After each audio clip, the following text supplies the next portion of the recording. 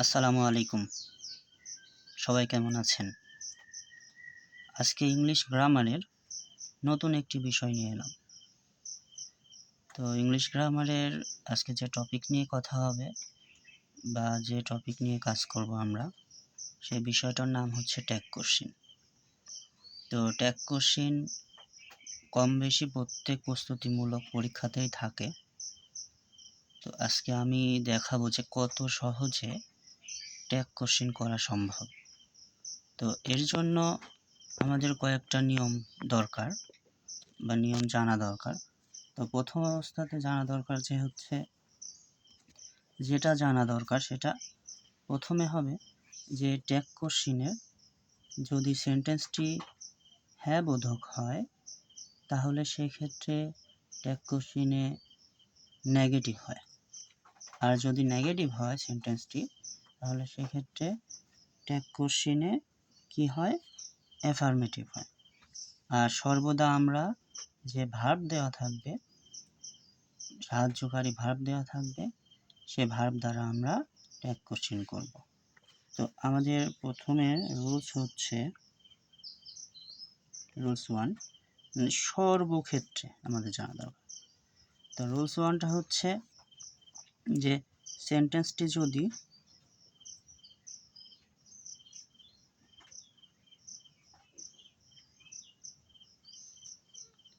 হ্যাঁ বোধক হয়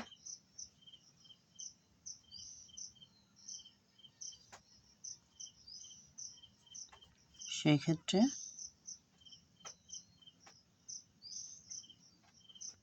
ট্যাগ কোশ্চেনে কি হয়, ট্যাগ কোশ্চেনে না বোধক হয়।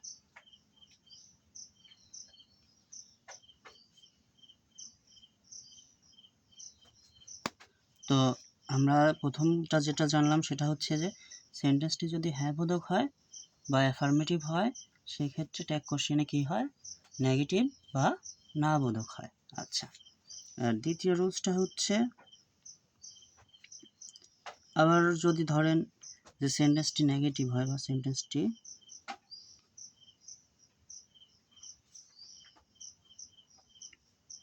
যদি না বোধক, সেন্টেন্সটি যদি না বোধক হয় সেই ক্ষেত্রে ট্যাগ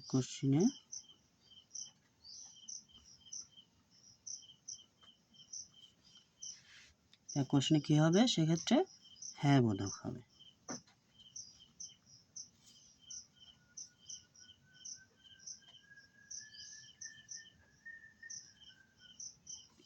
তো আমরা দু একটা উদাহরণ দেখি যে উদাহরণ কেমন হতে পারে। আপনার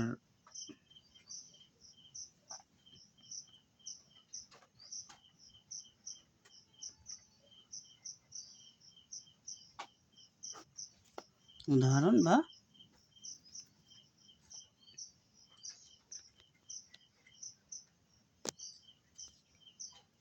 এক্সাম্পল। আচ্ছা, যেমন রহিম ইজ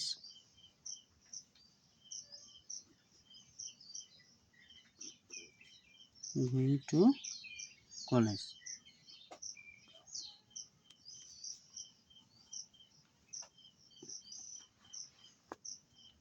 তাহলে সেক্ষেত্রে এবার আমাদের এখানে দেখতে হবে কি, আমরা কিন্তু আগেই বলেছি যে ট্যাগ কোশ্চেনে একটা সাহায্যকারী ভার্ব হবে, ভার্বের সঙ্গে কি হবে, যদি অ্যাফার্মেটিভ হয় তাহলে নেগেটিভ হবে, আর যদি নেগেটিভ হয় তাহলে কি হবে, অ্যাফার্মেটিভ। তো আমরা প্রথমে দেখি যে এই সেন্টেন্সটা কি, রহিম ইজ গোয়িং টু কলেজ, তাহলে এটা কি, রহিম স্কুলে যায়।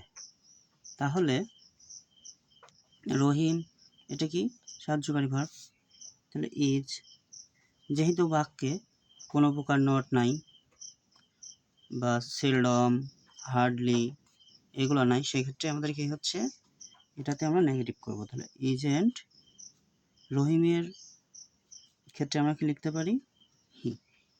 ঠিক আছে। আচ্ছা, দ্বিতীয়টা আরেকটা হচ্ছে এখানে রহিমের পর আমরা চাইলে করিম লিখতে পারি। করিম isn't বা is not going to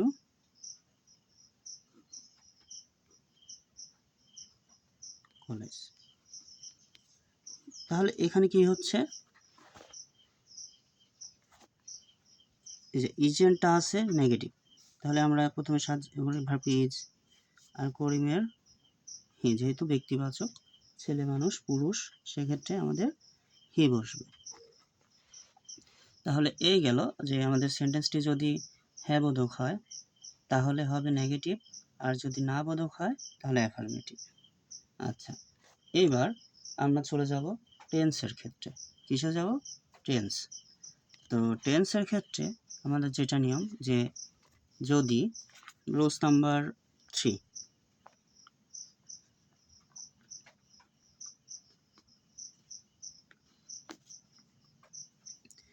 তো যদি সেন্টেন্সটি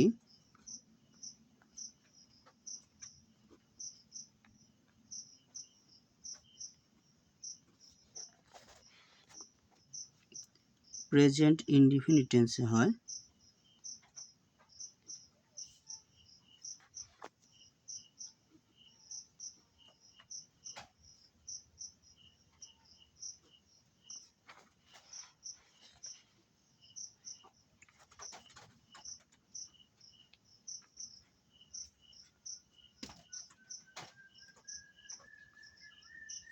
সেই ক্ষেত্রে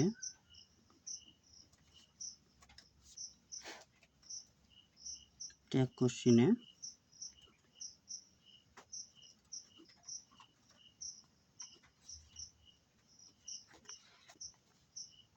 ডু অথবা ডাজ বসে। আর ঠিক আগের নিয়মই ফলো করবে, সেটা হচ্ছে যদি অ্যাফার্মেটিভ হয় তাহলে কি হবে, ট্যাগ কোশ্চেনে নেগেটিভ হবে, আর যদি নেগেটিভ হয় তাহলে কি হবে, অ্যাফার্মেটিভ। তো আমরা একটা উদাহরণ দিই। আচ্ছা, ডু কখন বসবে? ডু বসবে যদি সাবজেক্ট ফার্স্ট পারসন এবং সেকেন্ড পারসন হয়। আর ডাজ কখন বসবে? যখন সাবজেক্ট কি হবে, থার্ড পারসন সিঙ্গুলার নাম্বার। তো দেখি, আমরা উদাহরণ দেখি।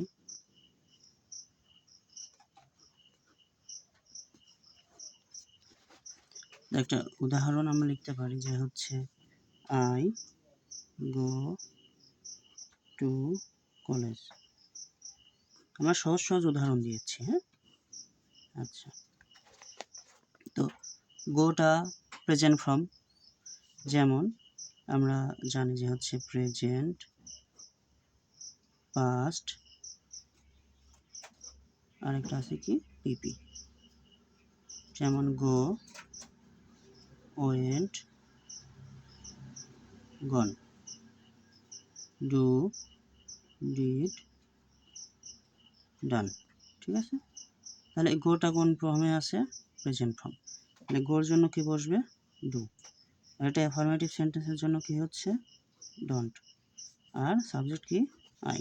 ঠিক আছে, তো আরেকটা উদাহরণ দিই, যে রহিম গোস টু স্কুল।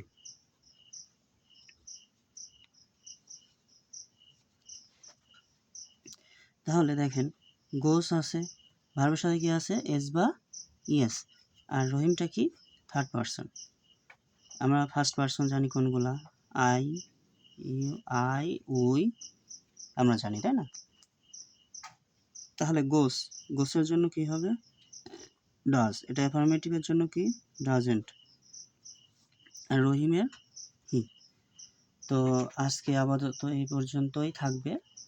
তো আপনাদের যদি আমাদের ক্লাসটা ভালো লেগে থাকে বা কোথাও বুঝতে সমস্যা হয়, সেক্ষেত্রে কাইন্ডলি আমাকে জানাবেন, কমেন্ট করবেন, লাইক করবেন। ভিডিওটি কেউ পেজে দেখলে পেজ ফলো দিয়ে রাখবেন, কেউ ইউটিউবে দেখলে আমাদের চ্যানেলটা সাবস্ক্রাইব করবেন। আর যদি আপনাদের আরও যদি এই ট্যাগ কোশ্চেনের কোনো নোট লাগে তো আমাদেরকে বলবেন, আমরা নতুন কোনো এর পরবর্তী যেগুলো আছে, যেগুলো রুলস আছে, উদাহরণ আছে, আমি সেগুলো দিয়ে আলোচনা করব ইনশাআল্লাহ, এবং সেটা নিয়ে একটা ভিডিও করব। তো সে পর্যন্ত সবাই ভালো থাকবেন। ভিডিওটি কেমন লাগলো অবশ্যই কমেন্ট করে জানাবেন। সবাই ভালো থাকবেন। আর আমাদের পেজ গ্রুপ এবং ইউটিউবের সঙ্গে থাকবেন। তো ভালো থাকবেন। আসসালামু আলাইকুম।